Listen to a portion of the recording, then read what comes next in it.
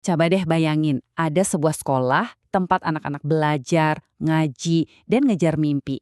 Sekarang bayangin, sekolah itu adanya persis di tengah-tengah pemakaman. Aneh kan? Kedengarannya kayak nggak mungkin ya. Tapi ini adalah kisah nyata pondok pesantren Raudatul Burhan. Sebuah bukti nyata kalau harapan itu bisa tumbuh di mana saja, bahkan di tempat yang paling kita nggak sangka-sangka. Nah, pertanyaan ini tuh bukan cuma soal lokasi yang unik loh, tapi ini tentang gimana cara kita memandang hidup, kematian, dan pentingnya ilmu. Yuk kita cari tahu jawabannya bareng-bareng. Betul sekali, lokasinya ini ada di Kompleks Pemakaman Kampung Mekarsari di Karawang. Di antara nisan-nisan yang hening, Pondok Pesantren Raudhatul Burhan ini justru jadi pusat kehidupan, jadi sumber cahaya dan ilmu bagi warga di sekitarnya. Biasanya kan, di balik sebuah karya yang luar biasa, pasti ada sosok yang hebat juga. Nah, untuk pesantren ini, perjalanannya itu nggak dimulai dari kemewahan, tapi justru dari sebuah gerobak cilok dan niat yang tulus. Kenalan yuk sama pendirinya, namanya Kang Amo Zakaria. Beliau ini bukan pengusaha besar atau pejabat loh, tapi seorang pedagang cilok yang merantau dari Lampung. Tapi semangat pengabdiannya buat dunia pendidikan itu jauh melampaui segala keterbatasan materi yang dia punya. Jadi gini perjalanannya. Beliau ini dulunya santri di Tasikmalaya, terus untuk menyambung hidup, beliau jadi pedagang cilok. Sampai akhirnya pada 30 Oktober 2018, dengan semangat berbagi ilmu, Kang Amo berhasil mewujudkan mimpinya, mendirikan pesantren Raudatul Burhan. Keren banget. Nah, sekarang kita sampai ke pertanyaan yang paling bikin penasaran. Kenapa? Kenapa harus di pemakaman? Ternyata ada alasan dan filosofi yang dalam banget di baliknya.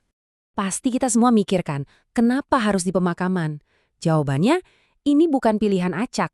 Lokasi ini sengaja dipilih karena menjadi bagian dari kurikulum itu sendiri. Unik ya? Kuncinya ada di satu kata ini, tawaduh atau rendah hati. Inilah karakter utama yang mau dibentuk di sini. Lingkungan pemakaman itu jadi pengingat setiap hari kalau hidup di dunia ini cuma sementara. Jadi para santri diharapkan bisa tumbuh jadi pribadi yang sederhana dan gak sombong. Prosesnya itu kira-kira begini. Pertama, lokasinya jadi pengingat konstan soal kematian dan akhirat. Kedua, ingatan itu diharapkan bisa menumbuhkan sifat rendah hati dan sederhana. Dan yang terakhir, semua itu tujuannya untuk membangun fondasi spiritual para santri yang kokoh. Oke, itu tadi filosofinya.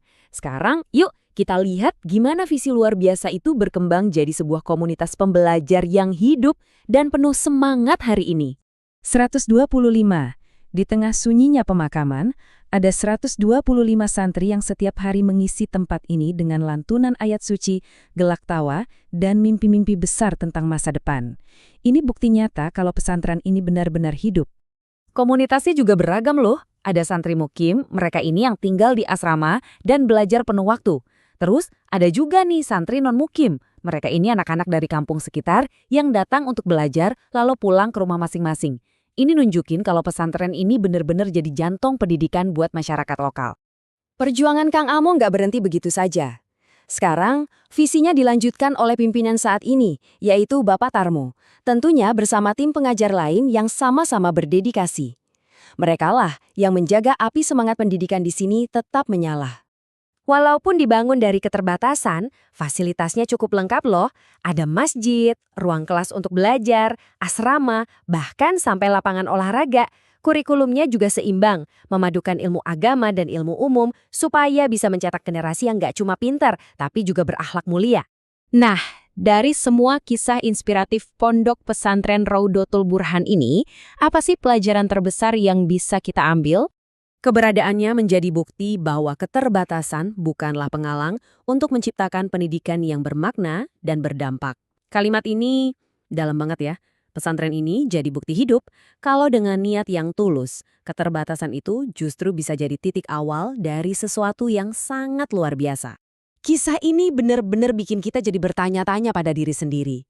Kalau sebuah sekolah yang penuh harapan bisa tumbuh subur di tengah pemakaman, kira-kira di mana lagi ya di sekitar kita ada cahaya-cahaya inspirasi yang mungkin tersembunyi di tempat yang nggak pernah kita duga?